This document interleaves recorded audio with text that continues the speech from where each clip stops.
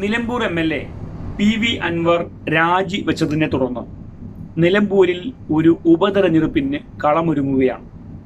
ഈ ഘട്ടത്തിൽ നിലമ്പൂരിൽ മുന്നണികളുടെ സ്ഥാനാർത്ഥികൾ ആരൊക്കെ എന്ന കാര്യത്തിൽ പ്രാഥമികമായ ചർച്ചകൾക്ക് തുടക്കമിട്ടിരിക്കുകയാണ്. പലപ്പോഴും ഇത്തരം തെരഞ്ഞെടുപ്പുകൾ ഉണ്ടാകുമ്പോൾ പ്രാഥമികമായി തന്നെ ആര് മത്സരിക്കണം എന്ന കാര്യത്തിൽ പാർട്ടികൾക്ക്, മുന്നണികൾക്ക് കൃത്യമായ ഒരു അഭിപ്രായമുണ്ടാകും. ഈ ഘട്ടത്തിൽ UDFും LDFും അവരുടെ സ്ഥാനാർത്ഥി ചർച്ചയുമായി ബന്ധപ്പെട്ട പ്രാഥമികമായ കണക്കുകൂട്ടലുകളിലേക്ക് നടന്നു എന്നാണ് പൊതുവെ നമുക്ക് മനസ്സിലാക്കാൻ കഴിയുന്നത്. ഈ ഘട്ടത്തിൽ CPM വളരെ സജീവമായി തന്നെ അത്തരം ചർച്ചകളിലേക്ക് പോകുമ്പോൾ പ്രധാനമായും രണ്ട് നേതാക്കളിലേക്ക്, പ്രാദേശിക നേതാക്കളിലേക്ക് കൂടി CPMന്റെ സ്ഥാനാർത്ഥി ചർച്ച പോകുന്നു. കാരണം CPMന്റെ പ്രാദേശികമായ അണികൾക്ക്, പ്രവർത്തകർക്ക് ഏറ്റവും താല്പര്യമുള്ളത് പ്രാദേശിക നേതാക്കളെ മത്സരിപ്പിച്ച് വിജയിപ്പിക്കണം എന്നാണ്. അഡ്വക്കേറ്റ് ഷെറോണ റോയ് അവരുടെ ജില്ലാ പഞ്ചായത്ത് മെമ്പർ കൂടിയായിട്ടുള്ള വനിതാ മുഖത്തെ അവരെ മത്സരിപ്പിക്കണം എന്ന് വലിയ ഒരു വിഭാഗത്തിന് അഭിപ്രായമുണ്ട് എന്നാണ്.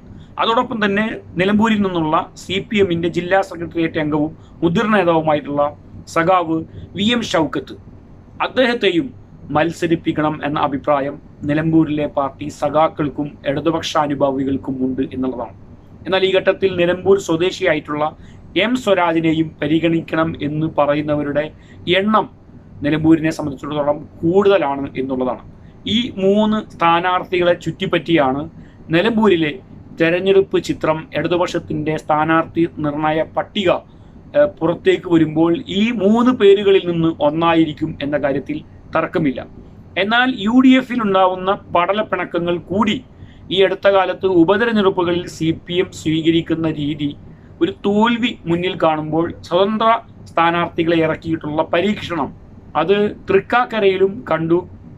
അതോടൊപ്പം തന്നെ ഈ ഘട്ടത്തിൽ നമ്മുടെ പാലക്കാടും അങ്ങനെ ഒരു സാഹചര്യം ഉണ്ടായി. അപ്പോൾ അതുകൊണ്ട് നിലമ്പൂരിൽ PV അൻവർ ഇടഞ്ഞു നിൽക്കുന്നത് കൊണ്ടും PV അൻവർ UDFിനൊപ്പം ഉറച്ചു നിൽക്കുന്നതുകൊണ്ട് തന്നെ നിലമ്പൂരിൽ വിജയ സാധ്യത കുറയുമ്പോൾ ഒരു സ്വതന്ത്ര സ്ഥാനാർത്ഥിയെ പരീക്ഷിക്കുകയും UDFിലെ പടലപ്പിണക്കങ്ങളെ മുതലെടുത്തുകൊണ്ട് ഒരുപക്ഷെ സ്ഥാനാർത്ഥി നിർണയവുമായി ബന്ധപ്പെട്ട് അഭിപ്രായ വ്യത്യാസങ്ങൾ ഉണ്ടാകുമ്പോൾ UDFിൽ നിന്ന് ആരെങ്കിലും അടർത്തി മാറ്റിക്കൊണ്ട്, ഇപ്പൊ ആര്യാടൻ ഷൗക്കത്ത് UDF സ്ഥാനാർത്ഥിയായില്ലെങ്കിൽ അദ്ദേഹത്തെ ഇടതുപക്ഷത്തിന്റെ സ്വതന്ത്ര സ്ഥാനാർത്ഥിയാക്കാൻ കഴിയും എന്നൊക്കെ പറയുന്ന ആളുകളുണ്ട്. ആ നിലയിലുള്ള പരീക്ഷണവും ഒരുപക്ഷെ CPM നടത്താൻ സാധ്യതയുണ്ട്.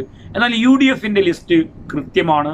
ചർച്ചകൾ വളരെ സജീവമായി പ്രാഥമിക ചർച്ചകൾ നടക്കുമ്പോൾ നമുക്ക് മനസ്സിലാക്കാൻ കഴിയുന്നതും പ്രവർത്തകരുടെ താല്പര്യങ്ങളിൽ നിന്നും മനസ്സിലാക്കുന്നത് ആര്യാടൻ ഷൗക്കത്ത് മത്സരിക്കണം എന്ന് ആഗ്രഹിക്കുന്നവർ നിരവധി പേര് നിലമ്പൂരിലുണ്ട് എന്നുള്ളതാണ്. അതോടൊപ്പം DCC പ്രസിഡന്റായിട്ടുള്ള VS ജോയിയുടെ പേരും നിലമ്പൂരിൽ മത്സരിക്കുന്നവരുടെ ലിസ്റ്റിൽ കാണുന്നു.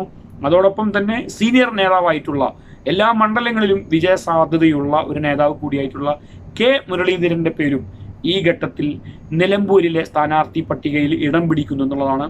എൻ്റെ ഒരു അഭിപ്രായത്തിൽ VS ജോയിയെയും ആര്യാടൻ ഷൗക്കത്തിനെയും ഒക്കെ മത്സരിക്കുമ്പോൾ പ്രാദേശികമായി ഉണ്ടാകുന്ന എതിർപ്പുകളെല്ലാം മറികടക്കാൻ K മുരളീധരൻ എന്ന് പറയുന്ന ഒരു കരുത്തനായ നേതാവിനെ നിലമ്പൂരിൽ ഇറക്കിയാൽ PV അൻവറിൻ്റെ കൂടി പിന്തുണയോടുകൂടി, കാരണം പഴയ DACയിൽ ഇവരൊക്കെ ഒരുമിച്ച് നിന്ന കോൺഗ്രസിൽ PV അൻവറുള്ള കാലഘട്ടത്തിലും ഒക്കെ K കരുണാകരനോടൊപ്പവും K മുരളീധരനോടൊപ്പവും ഒക്കെ ഉറച്ചു നിന്ന വലിയ ഒരു ടേംസിൽ K മുരളീധരനുമായി പോകുന്ന ഒരു നേതാവ് കൂടിയാണ് PV അൻവർ. അങ്ങനെ PV അൻവറിന്റെ പിന്തുണ കൂടി ആർജിക്കാൻ കഴിയുന്ന നിലയിൽ K മുരളീധരനെ നിലമ്പൂരിൽ മത്സരിപ്പിച്ചാൽ വലിയ വിജയ സാധ്യതയുണ്ട്. സുരക്ഷിതമായ നിലയിൽ നിലമ്പൂർ സീറ്റ് നിലനിർത്താൻ അല്ലെങ്കിൽ പിടിച്ചെടുക്കാൻ UDFിന് കഴിയും എന്ന കാര്യത്തിൽ ഒരു തർക്കവുമില്ല.